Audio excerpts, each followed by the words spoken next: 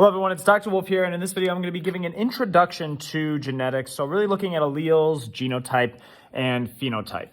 And this is going to start off with this guy named Gregory Mendel. So this is this scientist slash priest that lived during the 1800s, and this is before we even knew what DNA was. All right, and he did some studies on pea plants, and pea plants could have different colored flowers, purple and white, and so he ran some tests. All right, and what he ended up finding sometimes is that he would mate let's say, I don't have a purple marker, but let's say this blue is purple, a purple flower and a purple flower together, right? And you would expect, okay, purple, purple, we're going to get a purple flower, and that happened a lot of the times, but about 25% of the time, he would get a white flower, right? So he would look at this and be like, what's going on here, right? Why does that happen, all right? Interestingly, too, is he would sometimes take a purple flower and a white flower, and you might expect, okay, well, you know, purple and white, you mix those together, you get a light purple flower, and instead you would just get purple. All right.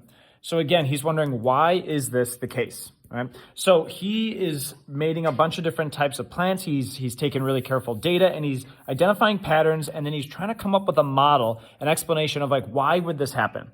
And he essentially comes up with this explanation that there are alleles. All right? And alleles are just versions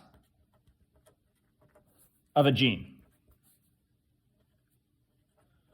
Maybe I'll just put version, like singular. So an allele is a version of a gene, all right? And you get two alleles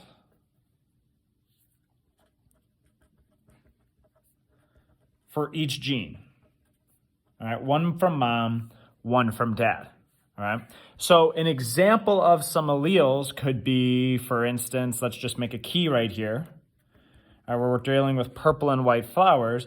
We could have a purple allele, and we could have a white allele. All right.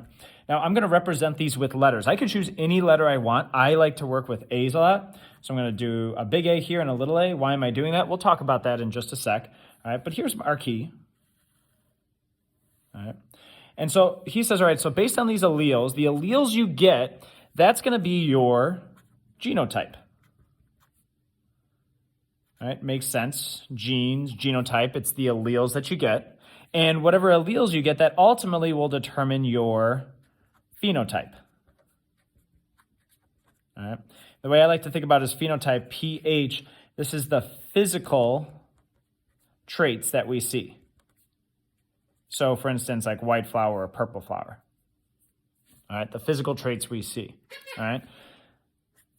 And again, the genotype, if we had to define it, alleles, I'm going to say the two alleles an organism has for a trait. Okay, so that's the genotype, there's the phenotype, all right? So again, you get two alleles from each parent. So let's try to think of all the different combinations we could have for purple and white flowers, right? We could be big A, so two purple alleles. We could have one purple allele, one white allele. We could switch those around, but essentially the same thing, one purple, one white. And we could also have two white alleles. So again, the question is, well, what's the phenotype? Here are the genes, the alleles that an organism has. What's that phenotype actually going to be? And it kind of makes sense that if we have two purple alleles, that the color we're going to see for that flower is going to be purple, right? And if I have two white alleles, it also makes sense that the phenotype that I'm going to see is white. And that's exactly what we end up seeing. But what happens if we have a purple and a white allele? What do we end up seeing? All right, and again, it's not a blend of the two. So it turns out that alleles could be either dominant or recessive. And what does that mean? All right, the dominant allele is uppercase. So this is our uppercase. That's how we represent it. And recessive we represent as a lowercase. All right, and the dominant allele is always expressed. In other words, we see it in the phenotype. All right?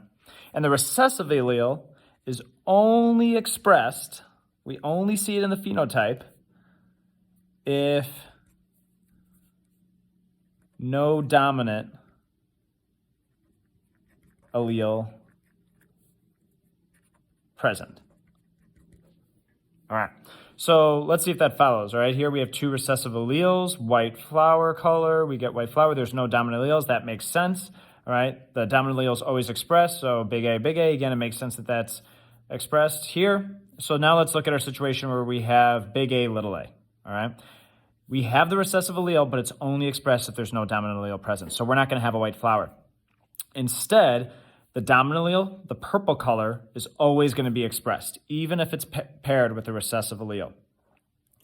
So if I have big A, little a, dominant recessive, whatever that dominant trait is, that's what's going to be expressed. So notice that you could have two different genotypes, but the exact same phenotype, and you wouldn't know it, right? All right. So this brings us to a couple things. We can now explain some of the results that Gregory Mendel had over here, right? So for instance, let's see. So here we have, why would we have a white flower out of this? Well, let's say that this flower was big A, little a, so dominant recessive allele. Again, it's going to be purple, even if it has that recessive allele. But let's just say that they happen to pass down both recessive alleles, all right, to their offspring, to their kid plant. All right, if you have two recessive alleles, you're going to express that white phenotype for that flower color. All right, so that explains how we're able to get these results. What about this one over here? Here, let's say we have a big A, dominant, recessive flower, all right? And this plant passes down a big A, it's the only one it can. This one passes down a little a, it's the only one it can. Well, if we're heterozygous right here, there's only one type of phenotype that we could be, and that's gonna be purple flower. We're always gonna express that dominant trait. All right, so that's a little bit of an overview of dominant and recessive, all right?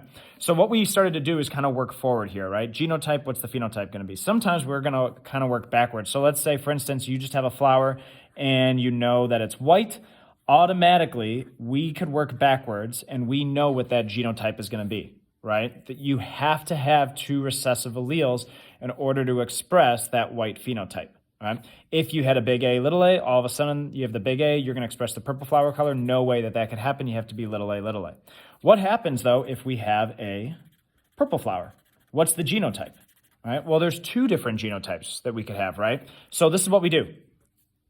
If we have the dominant phenotype, we just put big A dash, and that's all we could do because the options could be big A, or big A, little a. We don't know, so we just leave a dash. All right, sometimes you'll even see me put like a little question mark here, and that's okay. All right, we're going to talk about later on how we could actually sometimes figure out if this is going to be big A, or big A, little a, based on some other information that we could get. But for now, here we go. Alleles, genotype, phenotype. Thanks for watching.